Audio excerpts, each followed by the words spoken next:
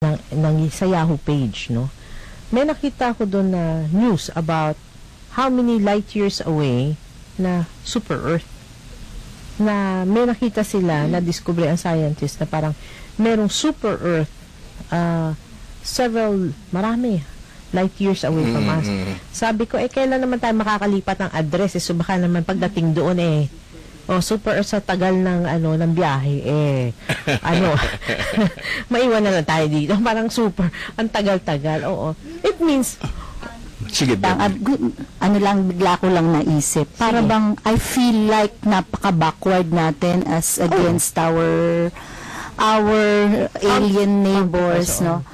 Kasi kung paniniwalaan ko yung mga structure ng kanilang katawan, parang inferior sila, no? Pero pagdating parang sa technology, parang iwan tayo. Are we talking about the Philippines? Well, parang ganun. Ma'am Beverly, yung dun sa sinasabi mo, no, tsaka dun sa kasasagutan na rin, kung ilang light years away pa, gaano ba katagal ito, gaano ba kalayo, kung ibabatay natin ito sa kaalamang tao, talagang napakalayo, baka hindi tayo makarating.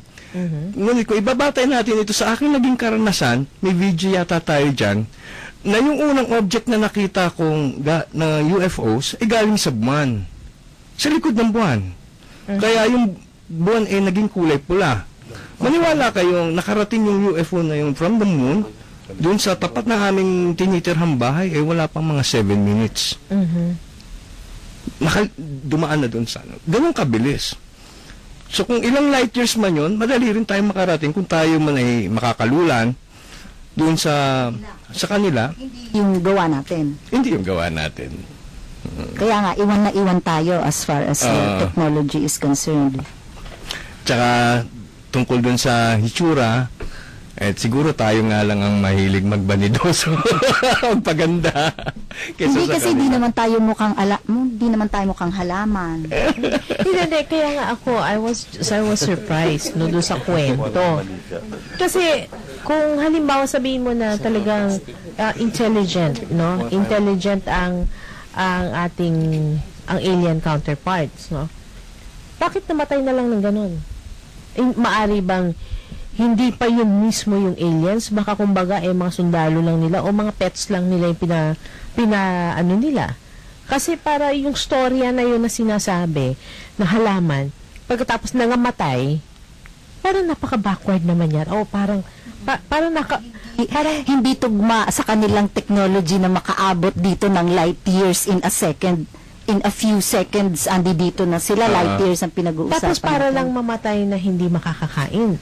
Ako, ang tingin ko ron, baka hindi naman yun mismong alien talaga. Posible, baka nga mga prisoners. Hindi, or yung mga sinusubukan. Oo. Isa sa mga paniwala ko, personal, may mga underground bases na dito na pinamumugaran nila. Hindi lang natin alam kasi. Sa mga town folks, particular, sa rural areas, ang kaalaman ay hindi pa kasing lawik ng pagkakaunawa na tulad natin na may UFOs. Para sa kanila, San Telmo, parang sinasabi nilang shooting star, falling star, yun, hanggang din lamang ang kanilang kaalaman. Medyo so may tatanong lang ako. Kasi baka mamaya out of the topic, but of course, tungkol pa rin sa aliens.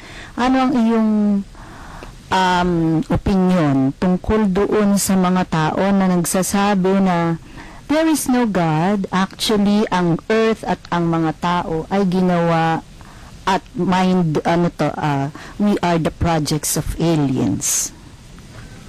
Tayo ay ginawa ng mga aliens. Well, pwede natin ganon i-interpret yun ng ganon.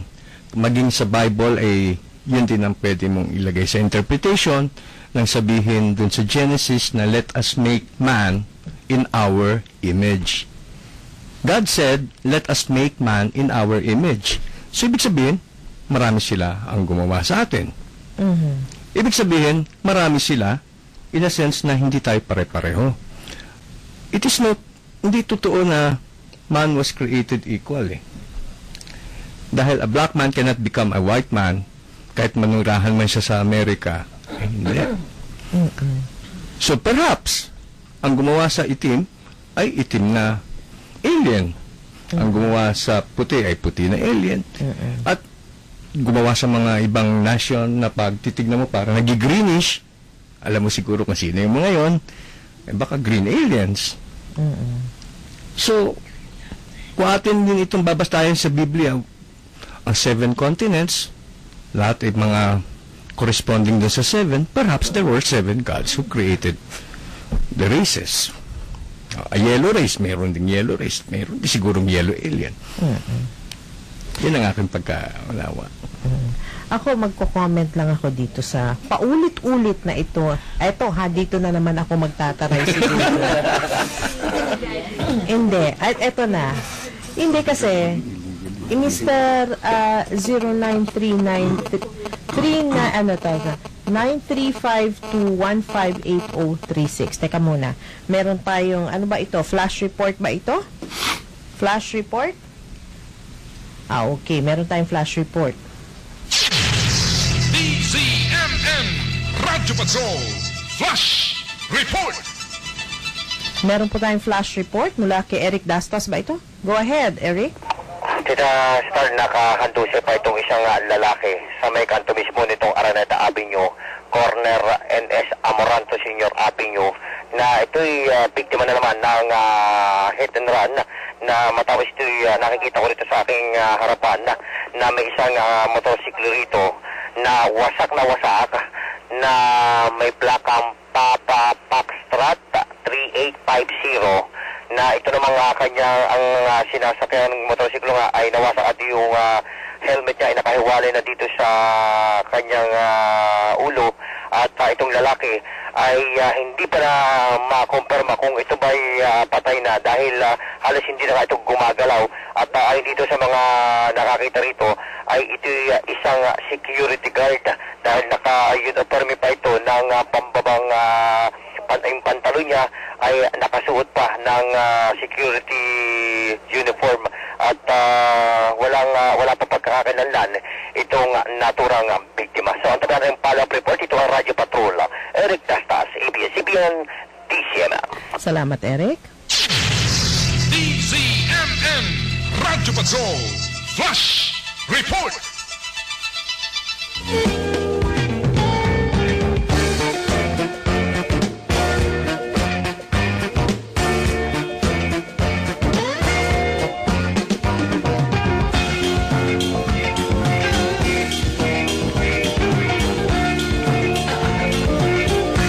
Balik na po tayo sa Pinoy Vibes. Masaya po ang aming basahan ng text dito.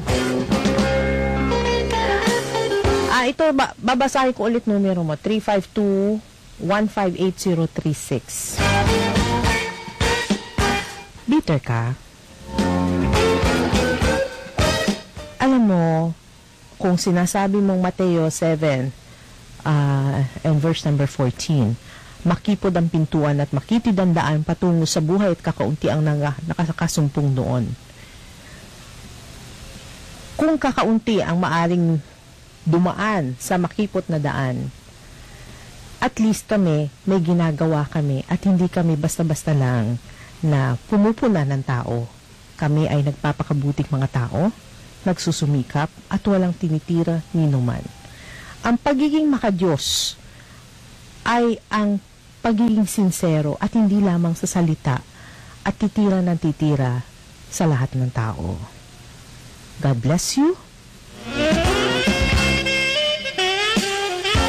Righteousness ay isa ding hindi magandang kaugalian at ayaw ng Diyos ang being righteous. Tama yun.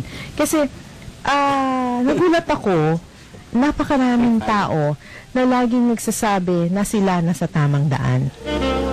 Kami, hindi po kami nagsasabi na nasa tamang daan kami. Pero pinipilit po namin na tahakin, na hanapin din ang tamang liwanag. Ayan po.